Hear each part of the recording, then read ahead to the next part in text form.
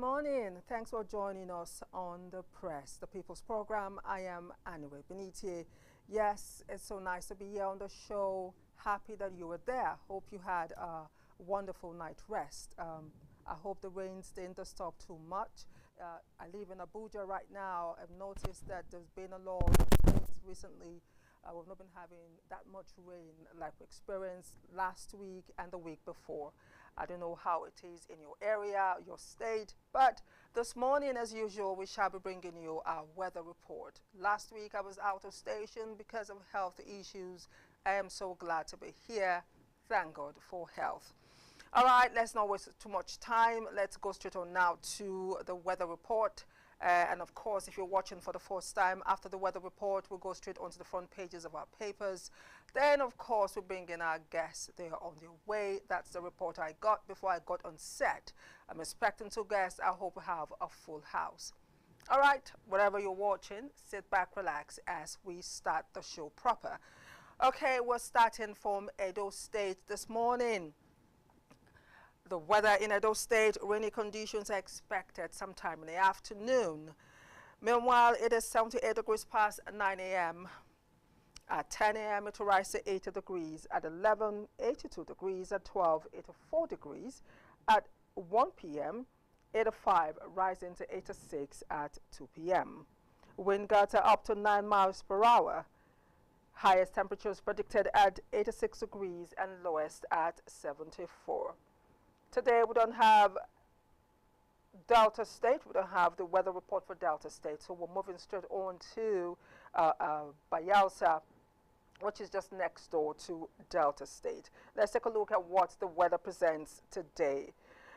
In Bayelsa, rainy conditions also expected sometime in the afternoon at 1 p.m. Actually, wind gusts expected at 8 miles per hour. However, it is 80 degrees past 9 a.m. in Bayelsa State. At 10 a.m. is expected to rise to 82. At 11, 84 degrees. At 12, 85. At 1 p.m., 86 degrees at 40% of rain. And at 2 p.m., it will rise to 50% of rain, maintaining the 86 degrees status. Highest temperatures predicted at 86 degrees and lowest at 75. Let's take a look at Rivers. Rivers State, next door to Bayelsa. Rainy conditions are also expected in Rivers State at 1 p.m. Meanwhile, it is 80 degrees past 9 a.m. in Rivers State. At 10 a.m., it's expected to rise to 82. At 11 a.m., 83. At 12 p.m., 84, rising to 85 at 1 and 2 p.m. At 1 p.m., 30% of rain is expected, also at 2 p.m. Wind gusts are up to 8 miles per hour. Highest temperatures, 86 degrees and lowest at 76. Enugu is up next. Let's take a look at Enugu this morning. The weather situation, the prediction for Enugu this morning, we actually have it, and I'm going to be reeling that to you. It is 78 degrees past 9 a.m. in Enugu. At 10 a.m., it will rise to 80 degrees. At 11, 82. At 12 p.m., 84 degrees, rising to 85 degrees for 1 and 2 p.m. Rainy conditions are expected sometime in the afternoon. Wind gusts predicted at 12 miles per hour. Highest temperatures for Enugu this morning is 86 degrees and lowest at 74. All right, let's move on now to Imo. We have Imo this morning. Imo State, rainy conditions are also expected in Imo this morning, sometime in the afternoon. Meanwhile, it is 78 degrees past 9 a.m. in Imo. At 10 a.m., it will rise to 80 degrees. At 11, 82 degrees. At 12 p.m., 84 degrees. At 1 p.m., 85, rising further to 86 at 2 p.m. Wind gusts are up to 9 miles per hour. Highest temperatures prediction 86 degrees and lowest is 74. All right, let's quickly jet up to Lagos State. Let's take a look at what the weather is predicted to be in Lagos today. Now, if you see the pictorial right there on your screen, it's going to be a rainy day in Lagos. Cloudy conditions expected around 11 a.m. It is 78 degrees past 9 a.m. in Lagos at 40% of rain. At 10 a.m. it will rise to 35 to 81 degrees, I beg your pardon, at 35% of rain, dropping 10% down. At 11, 83 degrees. At 12, 84, rising to 85 at 1 p.m. and 86 at 2 p.m. Wind gusts are up to 7 miles per hour for Lagos State. Highest temperatures predicted at 86 degrees and lowest at 77. All right, let's come back home to Abuja. Let's see what Abuja has this morning in terms of weather. Partly cloudy conditions expected around afternoon time. That's around 4 p.m. Wind gusts are up to 13 miles per hour, accompanying the weather situation. However, it is 76 degrees past 9 a.m. in Abuja. At 10 a.m., it will rise to 78 degrees. At 11, 81. At 12, 82. At 1 p.m., 84 degrees. And at 2 p.m., 85. Highest temperatures prediction, 85 degrees and lowest at 73. Benue. We have Benue this morning. Let's quickly dash off to Benue. This morning, it is 81 degrees past 9 a.m. in Benue. At 10 a.m., it's expected to rise to 84 degrees. At 11, 85. At 12, 87. At 1 p.m., 88 degrees, maintaining same at 2 p.m. Cloudy conditions will continue all day in Benue. Wind gusts are up to 16 miles per hour. Highest temperatures, 89 degrees, lowest 76. All right, let's take a look at Kaduna, all the way from, let's take a look at Plateau first. Let's take a look at Plateau first. We have Plateau this morning. All right, it is 72 degrees past 9 a.m. in Plateau. Plateau presents a different weather. It's no rain in Plateau today. It's going to be a sunny day in Plateau. At 10 a.m. it will rise to 75 degrees. You can see the sun out there shining brightly at 10 a.m. That's the prediction for today for Plateau State. At 11, 77 degrees. At 12, 79. It will rise to 80 at 1 p.m. but it will drop later at 2 p.m. to 78 degrees. Rainy conditions are however expected sometime in the afternoon. Wind gusts are up to 15 miles per hour. Highest temperatures 80 degrees, lowest 66. All right, we can now go to Kaduna and see what the weather presents there. Kaduna this morning, it is 78 degrees past 9 a.m. At 10 a.m. is predicted to rise to 80 degrees. At 11, 82 degrees. At 12, 84. At 1 p.m., 86, maintaining same at 2 p.m. Meanwhile, cloudy conditions are expected around now in Kaduna. Wind gusts are up to 17 miles per hour. Highest temperatures, 87 and lowest 73. Finally, on our weather forecast report this morning, Kano is up next. It is 82 degrees past 9 a.m. in Kano State. At 10 a.m. is expected to rise to 85. At 11, 88. At 12, 89. At 1 p.m., 91, rising to 92 at 2 p.m. Kano never plays when it comes to weather situation. It is hot, hot, or nothing else. Cloudy conditions are expected around now. Wind gusts are up to 20 miles per hour. Can you imagine that? Kano is always on standby, giving us the hottest forecast in terms of weather. Highest temperatures predicted at 93 and lowest at 76. That's just where some states are starting from. All right, we are done with our weather report this morning. And yes, if your state was mentioned, you know what to do. If you've not left home, you're watching from home, then you need to, get your umbrella in the states where rain is predicted sometime later, or if it has started, you monitor for flash floods. Ensure that the routes that you're taking, you won't encounter any problems in terms of flooding. stay safe this period. And for Kano and Kaduna, where the weather is going to be very hot, as usual, we advise that you protect yourself, stay hydrated, use your sun shades, your face caps, your umbrellas, even your umbrellas to protect yourself. So let us go straight on now to the front pages of our papers. A lot is happening in Nigeria. A lot is always happening in Nigeria, and it's our duty to carry you along and ensure that we present situations to you, and of course hope that you will call in at the appropriate time and be part of the conversation once we get there. All right, we'll begin with the Punch. The Punch newspaper this morning actually carries our focus this morning. If you're following this story, then you need to be part of the conversation once the phone lines are opened, so you can call in and have your say. The screaming headlines on the front page of the Punch: fake agency scandal, presidency under pressure as police arrest Adeyemi's father. We have 3 riders told the story. Police action triggers legal backlash as the Nigerian Bar Association president, SANs, condemn substituted arrest. Accountant General says PFIPC received no funds, Senate absolves Akpabio. Senators meet today, insist 1.3 billion naira controversial allocation from executives, not National Assembly.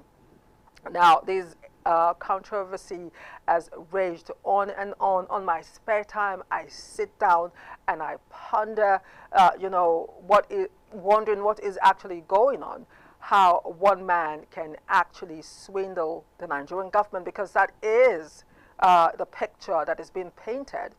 If you stay with us, you get to find out the allegation against this gentleman who opened an office, had meetings with ministers, had meetings with ambassadors, traveled out of the country to represent Nigeria.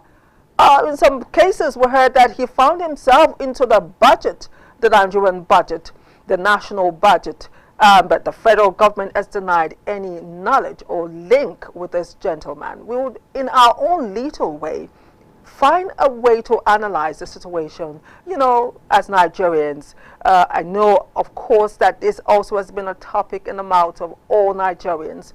And of course, not just in the nation, outside the nation.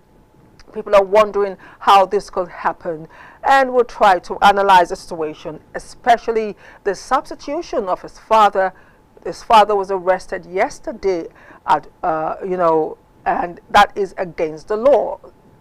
As you heard, while I took the front page, there has been an uproar, not just from the people in the community, but also from the legal space, why his father will be arrested. His mother, they say, is in absolute shock. So this is exactly our focus this morning.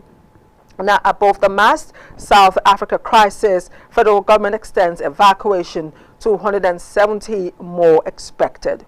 The xenophobic attack in South Africa is not abating any soon. There is no lull there, as South Africans actually want all foreign nationals out of their nation. I'm happy somehow. Let them leave. Let's see how they'll run their nation by themselves. Now remember, those who go to the streets are those that are not educated, those who have no type of shown that they have no form of education, no talent, they have no skills, and yet they fight doctors. They want doctors to leave, they want nurses to leave, they want Nigerians who went there practically nothing and were able to build a business and a life for themselves from the scratch to leave. Somehow they will inherit what is left behind. Well, I do hope that the Nigerian government is doing all it takes to ensure that the South African government, who wants foreign nationals out, and my focus is Nigerians, we get what comes to us. Those who are forced out actually get something back, and of course the right thing is done. All right, beside that story, Tinubu authors probe of Meta Google AI platform.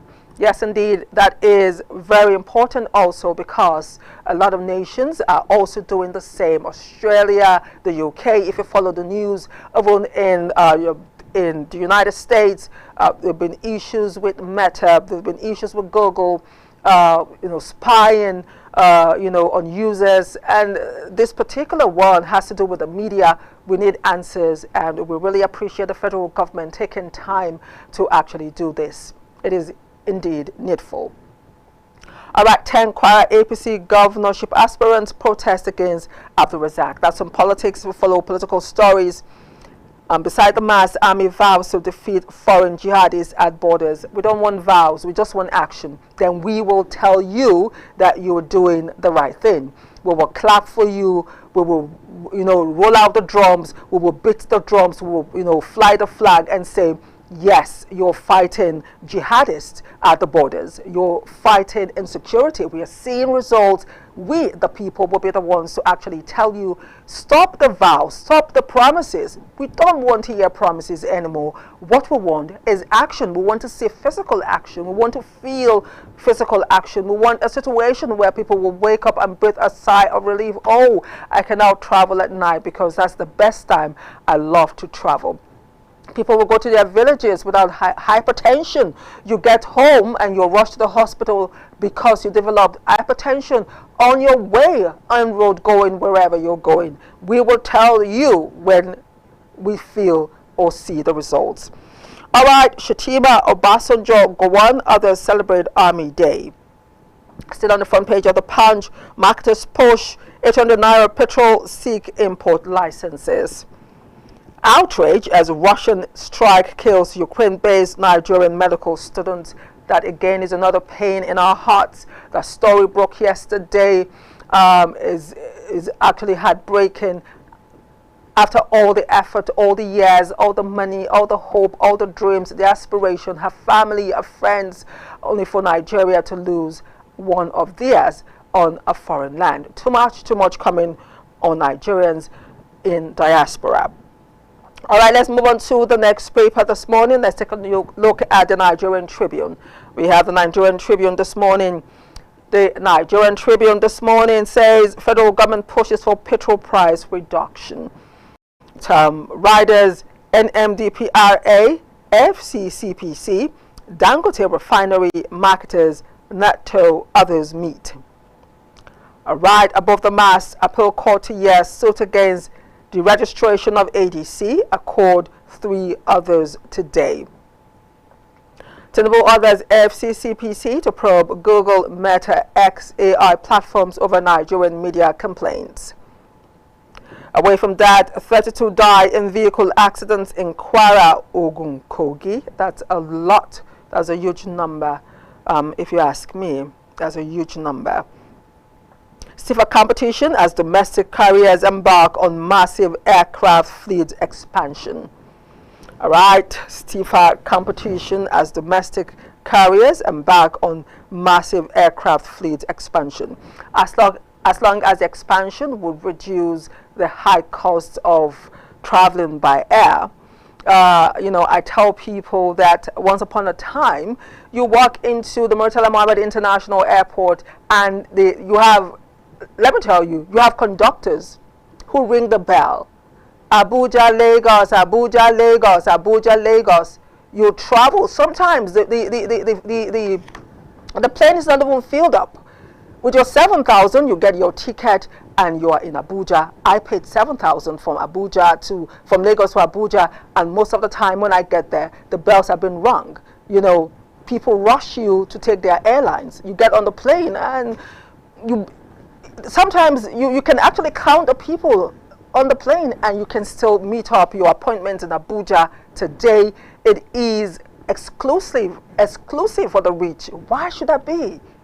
Why should that be?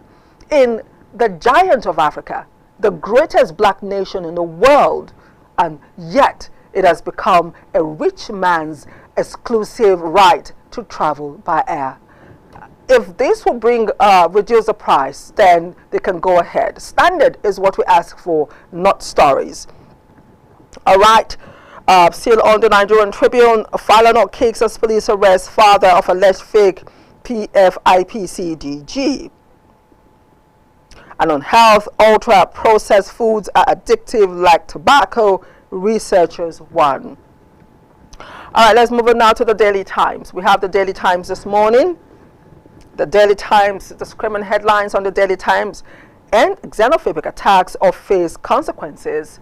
Nigeria warns South Africa. Once again, this xenophobic issue didn't start yesterday. It has become, should I say, like a seasonal thing with South Africa. It's like a virus or a bacteria. You know, they wake up and it happens. One would expect that by now, you know, the embassy in Nigeria or, you know, Nigeria, the Nigerian government will finally make a plan when this happens for Nigerians in South Africa. Not just South Africa, any African country, anywhere in the world where people wake up and say, you know, you have to leave.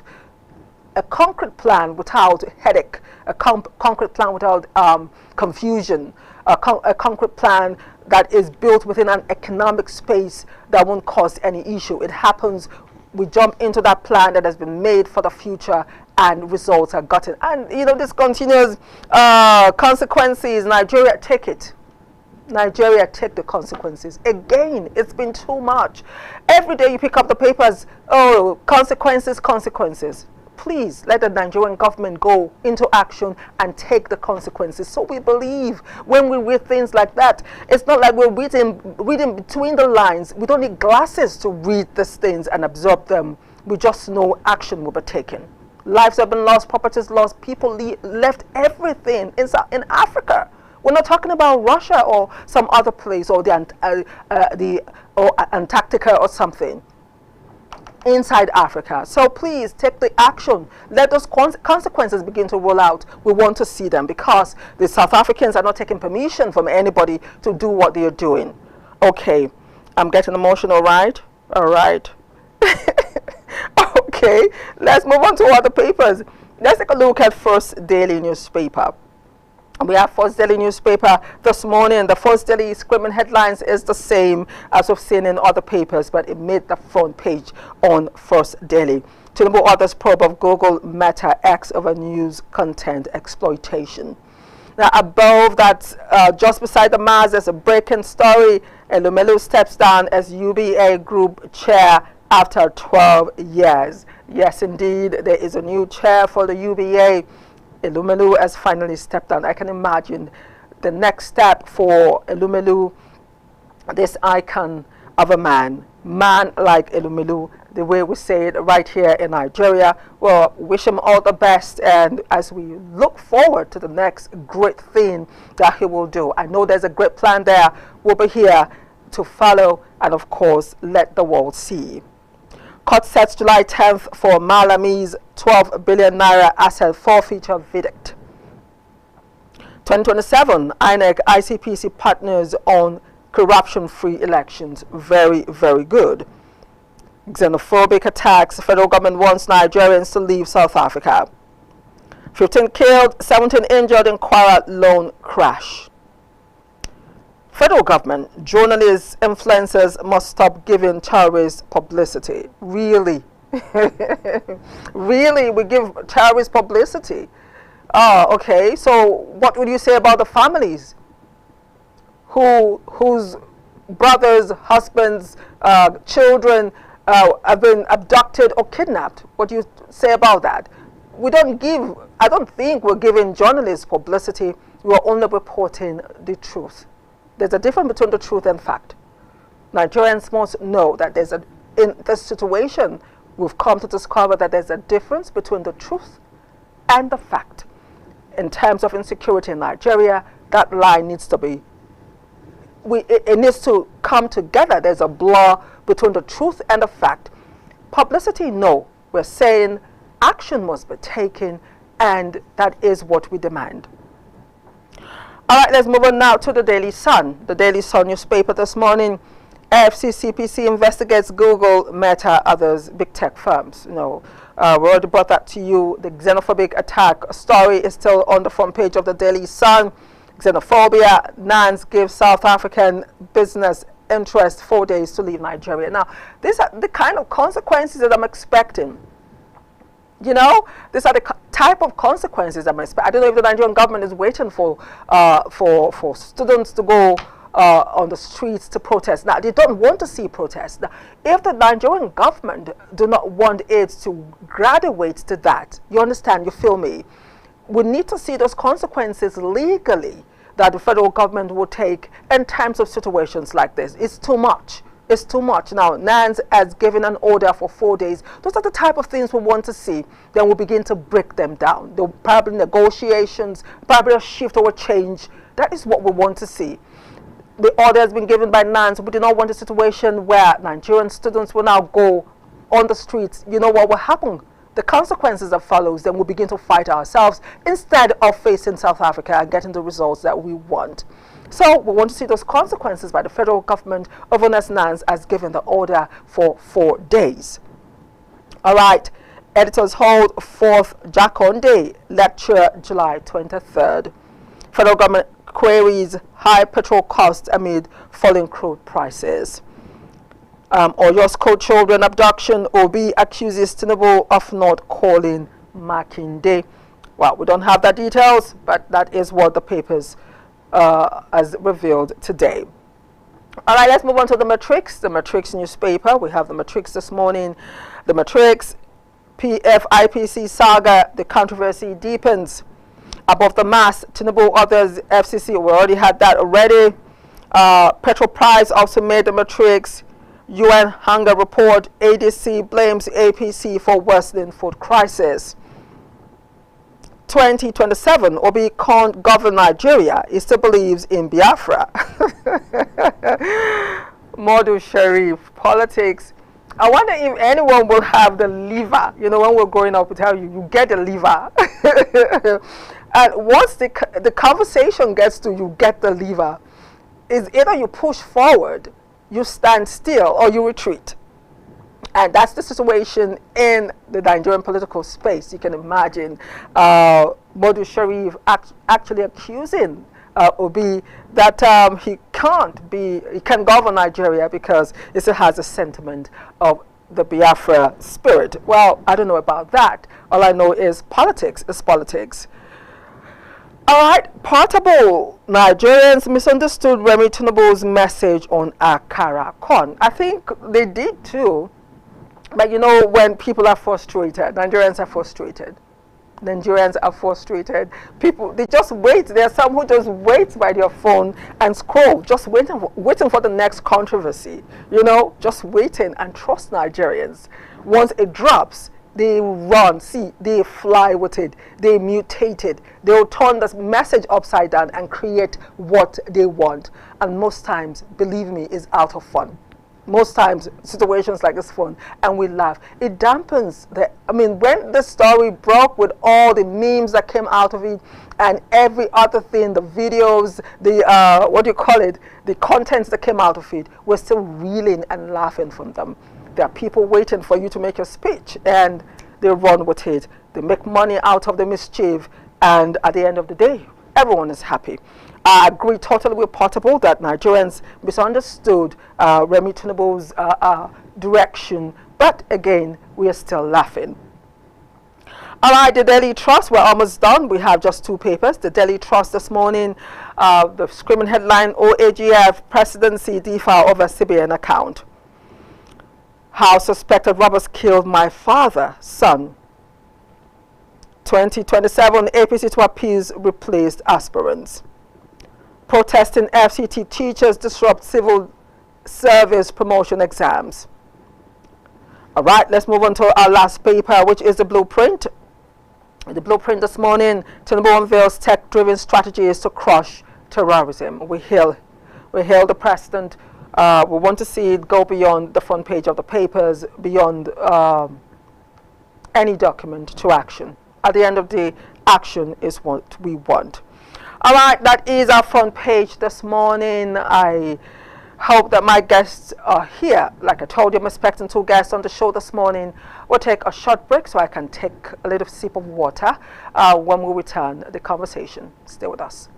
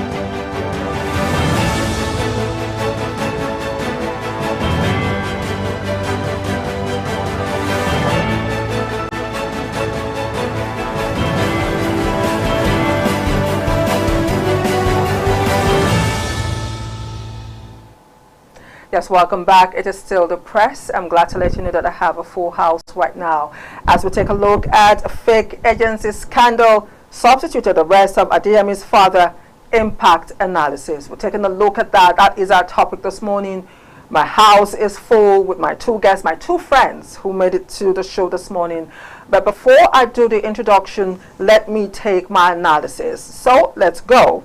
Now, the controversy surrounding the alleged Presidential Fiscal and Infrastructure Projects Council has deepened as police operatives stormed the Ogbomoso residence of the family of Prince Adeyemi, the central figure in the ongoing forgery investigation linked to the purported council. Please, we can have visuals. Adeyemi's father, alongside a family friend who visited the family on Monday morning, was arrested by the police, leaving Adeyemi's aged mother in shock. Femi Falana, SAN, who confirmed the development to journalists, stated that there is no legal basis for substituted arrest, especially as the young man had promised to show up in court. Falana has consistently maintained that the allegations surrounding the PFIPC should be resolved through due process.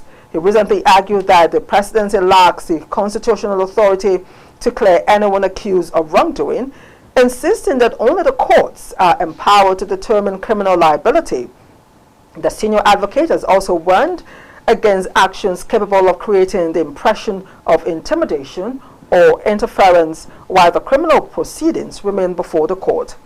The latest development comes as the PFIPC scandal continues to generate national attention, allowing allegations that the council was never legally constituted, despite claims that it operated under the presidency.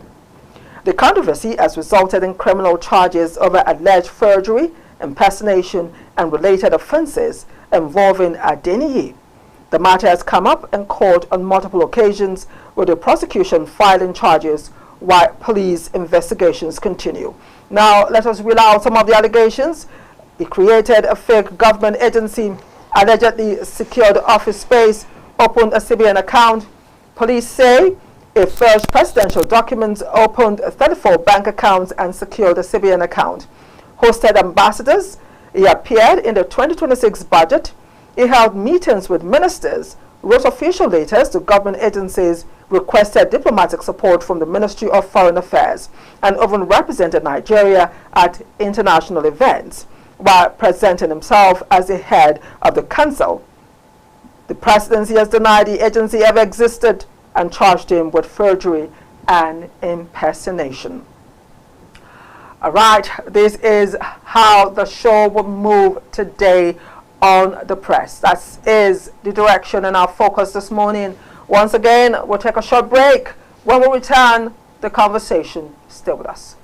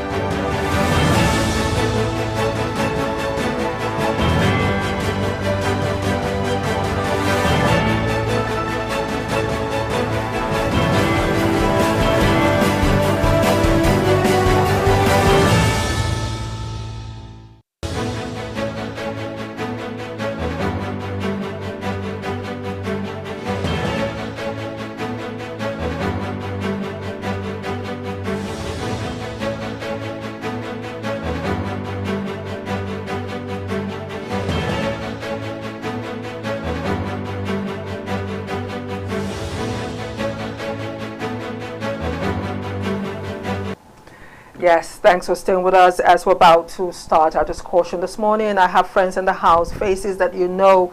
We call them and they respond. We have Mr. Abdulaziz Idris, is an economic and social affairs analyst. We appreciate you for making the show this morning. Good morning. Yes, I appreciate you. Yes, indeed. And of course, Ismaila Babatunde, who is a public affairs analyst. Ismaila, it's so nice to be on the show this morning also. Thank you, Madam Aniri. Thank you for having me. Yes, so the controversy rages on as we take a look at fake agency scandal, substituted arrest of Adeyemi's father, the impact analysis. Now, let me start from you.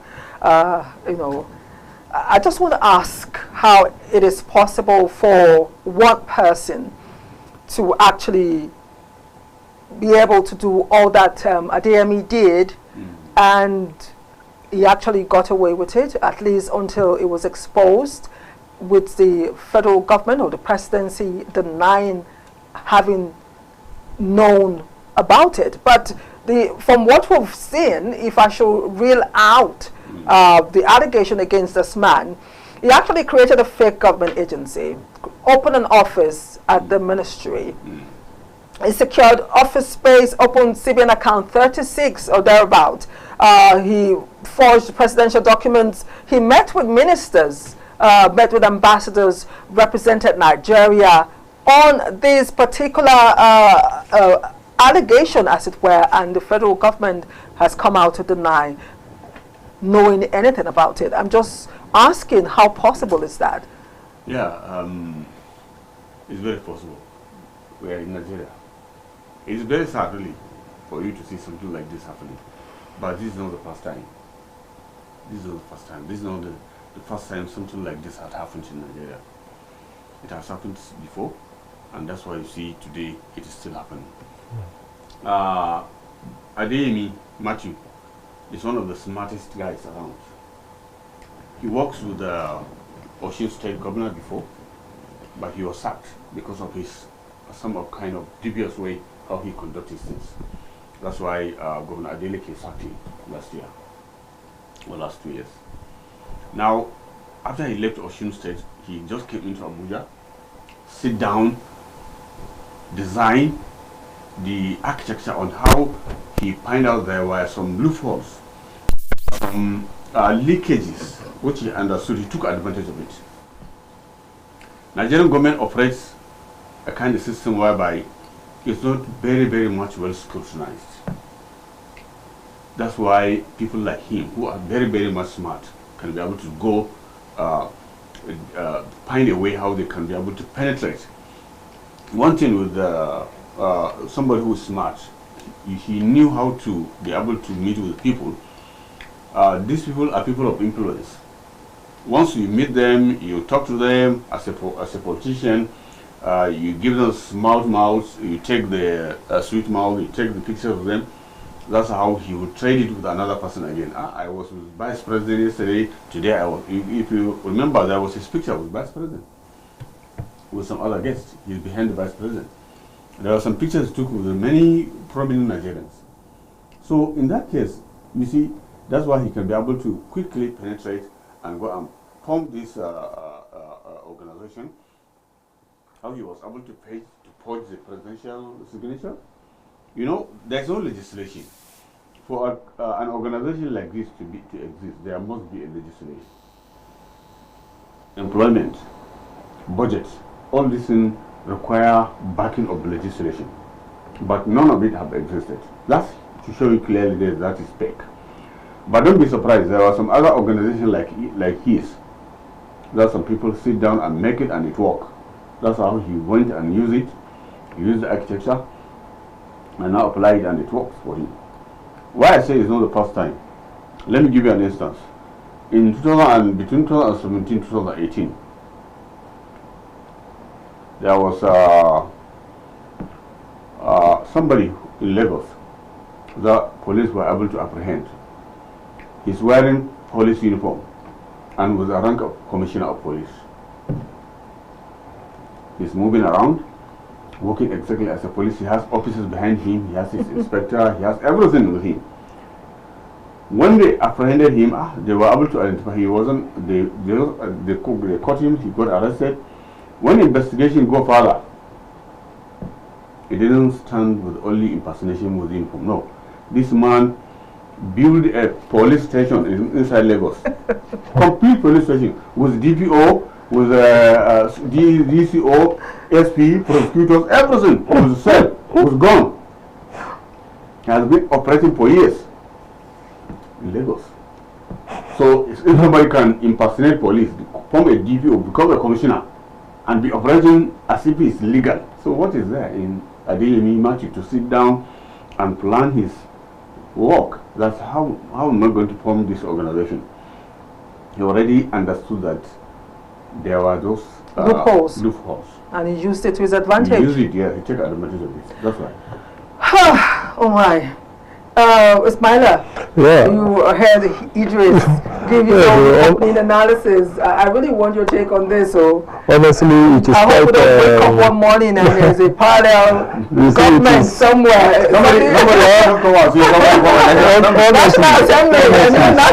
I don't know. So Babatunde. I think it's a gradual process. So the government needs to come more.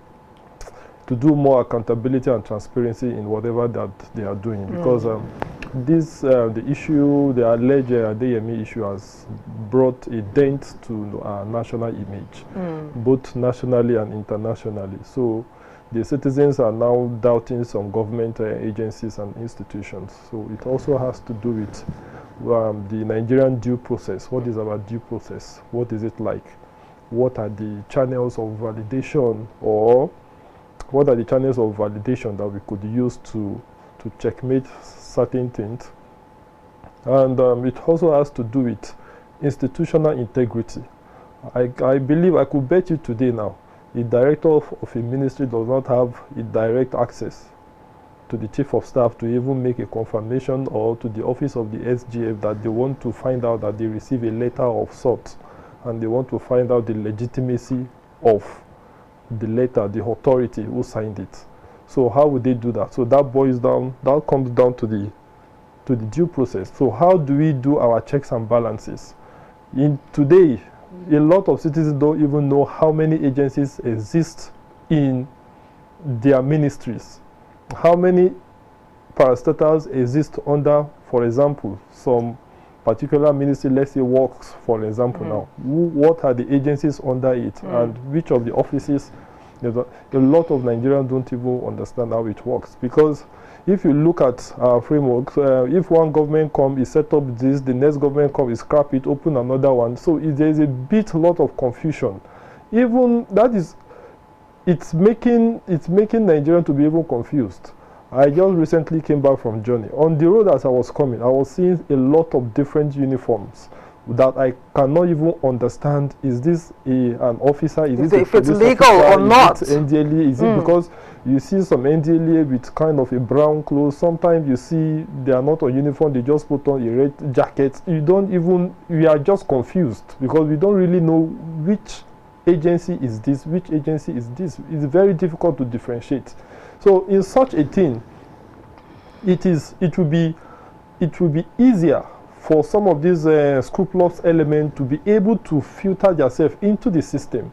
Because if you could forge a document and present it, there is no way anybody is presenting that document to will say no to it, because it does not even have an access or a mechanism where it could use to check or verify the document that is coming from the government. You will just see that this one is coming from the government. Maybe they've given another this thing.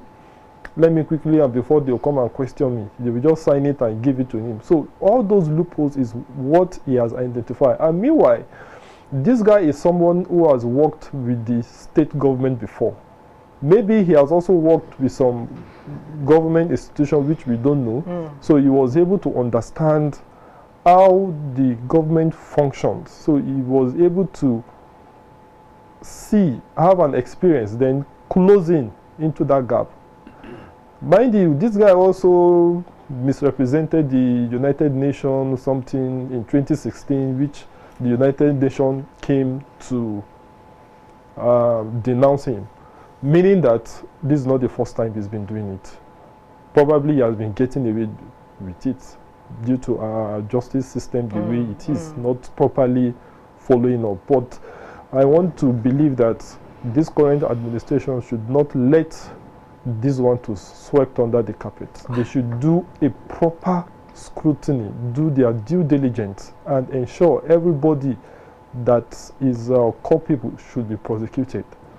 Now, thank you so much. Now, coming back to you, Idris, in your opinion, what do you think should be the next step by the federal government? Because the federal government has denied any linkage with this gentleman, a gentleman who created a fake government agency, secured office space, opened a CBN account, held many meetings with ministers, with diplomats, traveled out of the nation, represented Nigeria. Is the CBN account for me, with the documents that he used, with no questions asked, we've identified now that this man lashed onto loopholes to actually carry out these very terrible act.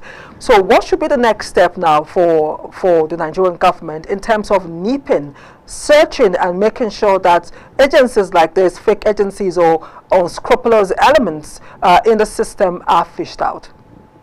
Yeah, Nigerian government has a lot to do in order to tackle these problems, in order to, to stop it from happening in the future, so that somebody cannot just come, wake up one day and say he's forming a presidential bill, or he was able to secure a National Assembly approval for any organization to lie against the nation. It's very, very common and it's very, very possible for federal government to take actions. You see, that's why we're talking about even this same social media, other things that are happening. There must be an agencies that could be able to be tackling all this kind of menace happening in the society. It's not only about forming a kind of institution like this, but even when there were people that could sit down and perpetrate criminality, there must be agencies that can be able to tackle that. This one should involve a kind of agency that will involve both police and other ICPC to come together and be looking at all these ones.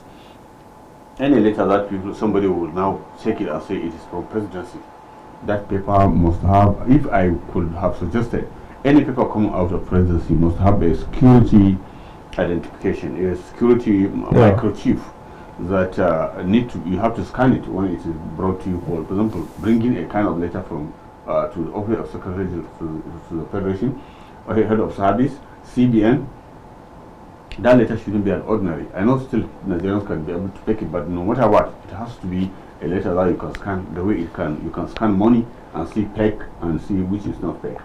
Then on the other hand is that anytime there is a kind of a problem like this, I think alerts, whistleblowers should be allowed. As Babatunde has said, sometimes people will see later, but they could not be able to reach to the level that those people at the top and tell them, we are suspecting this, or this letter we want to know if it is authentic. Is it authentic or not?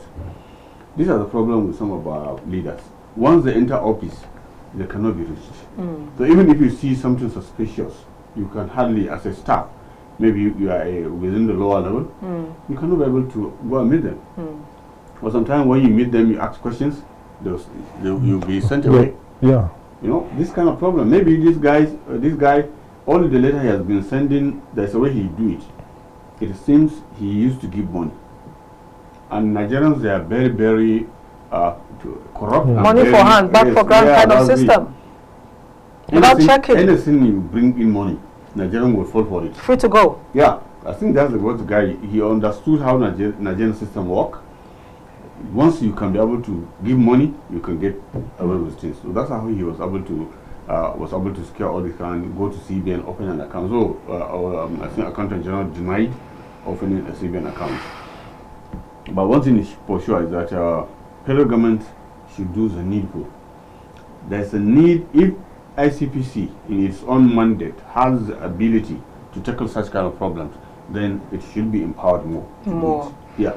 So, Batune, what's your suggestion? What should be the next step now for the federal government to do with this happening right now?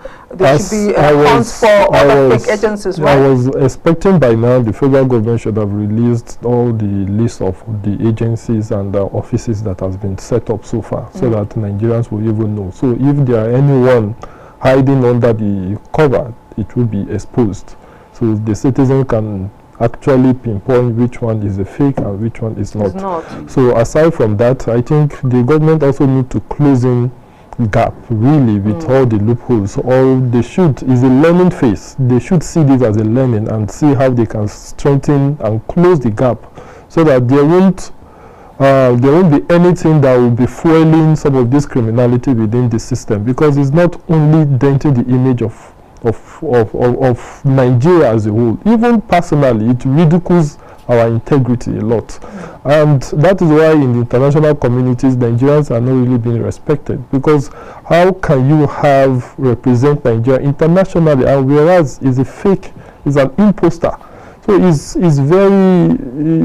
really disgraceful actually, but then again is a learning. We need to see how we can strengthen our system. Then again, there's no way you could do this without the connivance of one or two corrupt people within the system. So I was just going to come to that to ask that, is it possible for this gentleman to actually carry out this without any inside help? It is not possible without an insider that will help him to perfect some of this document. And that is why Mr. Farouk was talking about the whistleblowing policy. It is high time we need to revive it and see that they should find a way of strengthening that whistleblowing policy, so that people can report and they can quickly respond and nab all these criminal elements that are denting the Nigerians' image. Yeah. Now, corruption again is at the bane of this particular act that has happened. Corruption in the system. We've established, and we know, the African adage or the Nigerian one, it's the rats inside that will show the rat outside, the direction into the house. There's no smoke without fire. Personally, I find it difficult to believe that this man actually operated on his own without any help from the inside. We're talking about presidential documents, that were used, being able to go out to represent the nation, holding meetings with ministers, and so on and so forth. I know definitely that, he had help somewhere. And we're asking a thorough investigation and names to be mentioned, nothing swept under the carpet, and everyone involved should be accounted for and should take and actually stand in and go in for what has happened. That is what we're saying. So, on Monday, the gentleman's father was arrested. All right. His personal friend was arrested in the presence of his family, his mother, who has been left in shock. Substituted arrest is against the law. We're just wondering why this would happen. We don't have to wonder or get surprised. As in, sometimes investigations lead to any kind of arrest. It's not necessarily that they were arrested just because substituted a criminal offense or something. No. It could be police want to do parallel investigation. But at least what I wanted to know, as we are talking about the corrupt practices that have been that have been our nation every day, was because our corrupt agencies are not working effectively to some extent. I might say that. There's something that happened within this guy. Insider problem is there, really. There's one guy, I cannot recall his name. They say he died in a hotel just recently, not quite long. He has been at the epicenter of this Adeyemi's problem. But just of recent, before, is it after his arrest or just prior to his arrest? Adeyemi's arrest, some months ago. This man was found to be dead in a hotel in Abuja here, whom they said every time the guy used to mention his name, he's not that used to go to presidency, secure him approvals and what have you. That's why the name of Femi Gbajabiamila come in, because I think that man, they say he died, was a very close associate of Femi Gbajabiamila. He has access to his office. That's how the guy was able to penetrate and go and make able to get some approvals, which might be fake. Because if they got one paper that was approved by the president, they see the signature, they see everything. There's nothing now with the computer and AI that you cannot forge. That's how this guy went ahead and forged. So arresting his mother and his friends or whatever could help in aiding investigation. I think that was why police arrested them, not because they want to substitute him as a... But it did, there's no name where we can call what happened with substitution, and it's against the law. And I don't know why the federal government or the government will break that law just to get, because the gentleman said he was going to give himself up. So why not wait? The case is already in court and follow due process. Yes, do you think due process is not being followed? That's what it means. Yeah, due process is not being followed if you go by that way. That yes, why did they arrest his father? But I think, as I said, let's allow police to do their work. To me, yes, whatever the case may be, we should allow them to do their work. I'm sure. So by arresting his father, I'm sure they're doing it because of the investigation. Maybe there was some information they wanted to get. Likely, they want to get where he is. Because now he hide. He says he's coming to court. When you are be looked, if you are free, I mean, if you are very much sure that you are you are clean. Why do you have to go and hide? If you are sure that yes, you didn't forge any paper, why should you go into hiding? Once they say your agency is fake, just appear and say no, it's not fake. Understood? Give us proof. Yes, it comes with the proof. So you see an element of lack of genuinity in him. That's why he went and hide. He's a young guy, really, but within our age. But I don't like him. I don't like people to, one thing with Nigeria was that some people before, if allowed to just go like that, people will also emulate him, thinking that it's a way to make money, because 1.34 billion naira into an account that you can be able to do whatever you want. It's not a small thing. It's minor due process substitution in this case. Do you agree? Because it says the police should do whatever it takes to fish out the man. For me, what I know, if it has to do with substitution arrest, that word itself is actually not ideal. But I want to believe that the police, in their own wisdom, understand how they do their investigation. Definitely in Nigeria, we used to say they should do thorough investigation. If that is part of the thorough investigation, of course they should go ahead. But I want to believe that they are not getting them to arrest them to put them behind bars. They are probably getting them so that they could question them, get some of the facts, Intelligence will not fall from the sky. It is still human. They need to ask questions. So it is still human interaction that they will have to get this intelligence. So I believe that is what the Nigerian police are actually trying to do. So get the fact from these people, get where he has detained some of his line of where he stays, where he has been staying, do a proper filing. They can't get that from a roadside person. It has to be somebody, a close person from this guy that they can get some of this information from. But then I want to also urge them that they should do it diligently and professionally. It shouldn't be that they are now trying to punish one person that is not that has not committed any offense in place of this guy. So I want to believe they are being taken in for questioning, and the reason why they have to take them in as at that period of time. Remember, we are not yet that advanced to the level that we just send somebody that, hey, okay, come and appear, and the person will appear. So the person can also run away. So and these are the people that they should be able to get some of the vital information that they need from. So immediately they see that person, police will not hear that you want to go and come. You have to follow them immediately. But that does not mean that they are putting that person into prison. They are probably we're not there to actually know the condition of the arrest. we're not there to understand the condition of the arrest. Someone has said that the law is an ass and anyone can ride. Now it is Adeyemi's father's turn. People have, have opinions that the police should do what they need to do to get the answers. I just hope tomorrow, when is one of our turn, we do not scream. Well, no. I hope, God forbid, it happens and substitution. Because it is breaking the law. It is by law.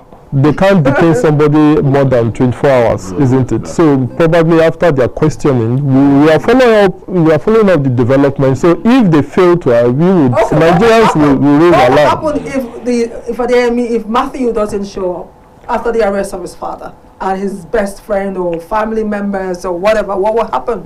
Nigeria have a collaboration. There's no way we want to run to. We have our Interpol. What will happen if he doesn't show? You carried his father already. Yeah, you've broken the law already. They can take the matter to court. The matter is in court. Already in court, fine. So now the court will do its own due diligence. Police will do the investigation. Then the next thing is if he the police that arrested the father will still do another investigation for arresting the father. Forensic investigation doesn't mean it's ongoing. It doesn't stop from the father.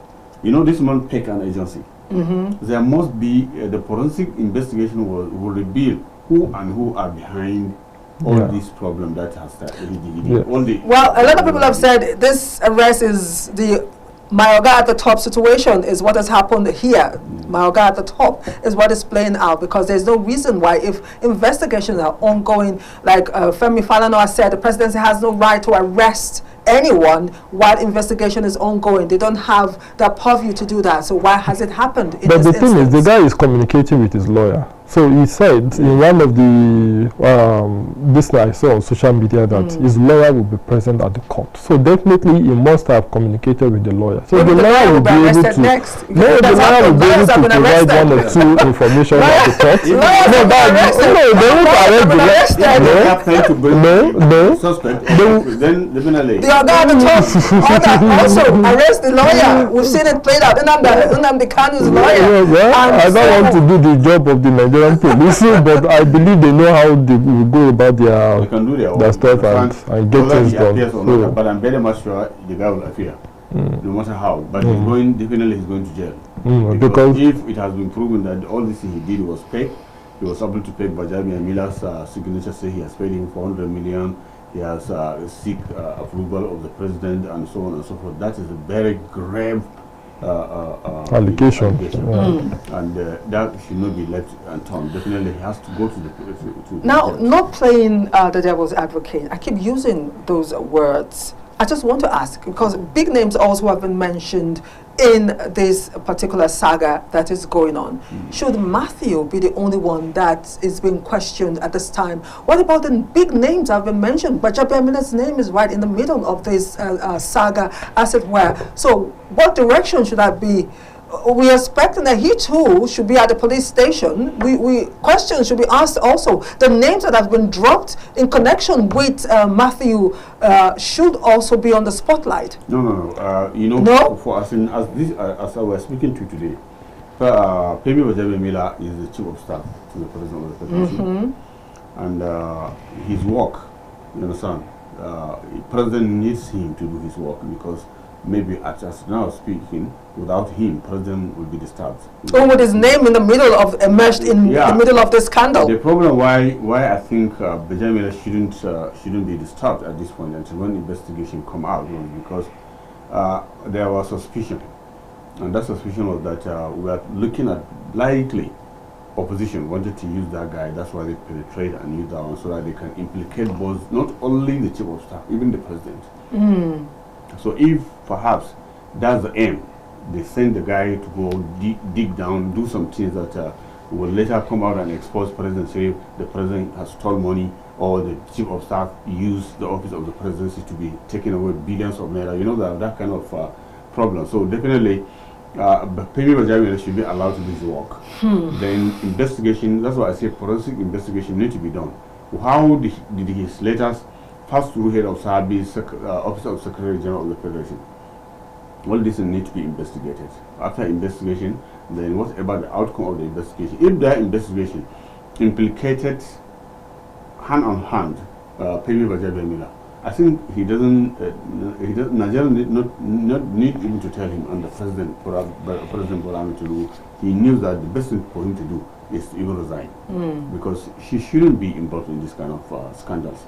What is he looking for? He has been a speaker for so what, he should first of all resign, and of course pay the price for if it's proven. Yeah, if it's proven that he has to resign, then of course face the law. Face the law. Yeah, of course. So nobody's above the law. Nobody is actually above the law. Okay. But then again, you say in criminal offense like this, it has to be dealt with diligently and intelligently, because we never knew the undertone, because it was still the office of the chief of staff that raised this alarm. So one has to be careful so that you won't go and hit the nail on the wrong direction. The person in question should be taken, ask him thorough question, do your forensic investigation, gather every fact and evidence that will link the office of the chief of staff. So when that is done and you find the chief of staff indicting, then you now invite him for his own questioning to hear the side of his story. When he said all this, then they present all of this to the court. Then the judge, in their own wisdom, will sit, look at it, and give their judgment. If he's found guilty, definitely he will be relieved from his office. But if not, he will be allowed to stay. So because just as this man has impersonated, if they investigate the Osun State, they go to Osun State and investigate why did the governor have this guy fired after hiring him as an SA or so, he must have his reasons. They will tell him. He misrepresented the UN, a whole United Nations organization. So meaning that is a serial fraudster. Yes, there's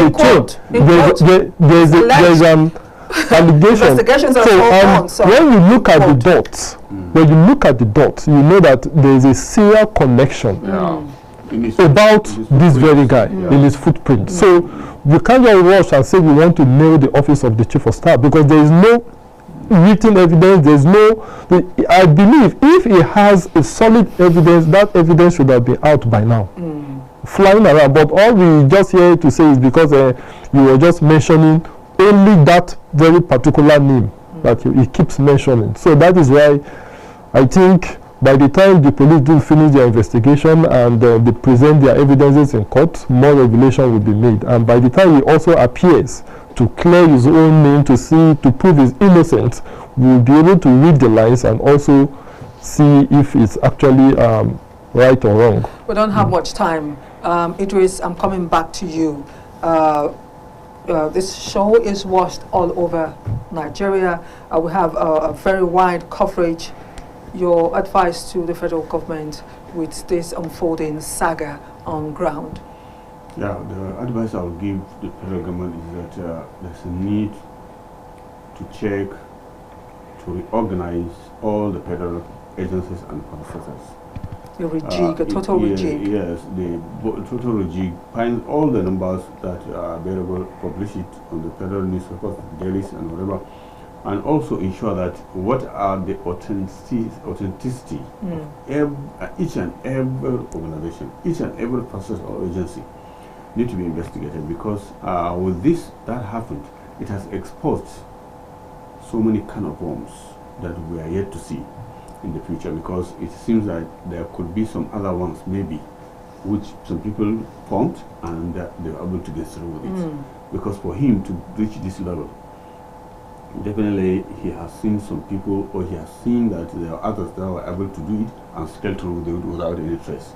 That's why it need to be investigated. And for this, from now on, any paper that will come, as I said earlier, especially CBN, Office of the Accountant General, and most of these head of agencies, there must be a kind of security coding in their data. Going forward. Yes, because we are developed. We are talking about AI now.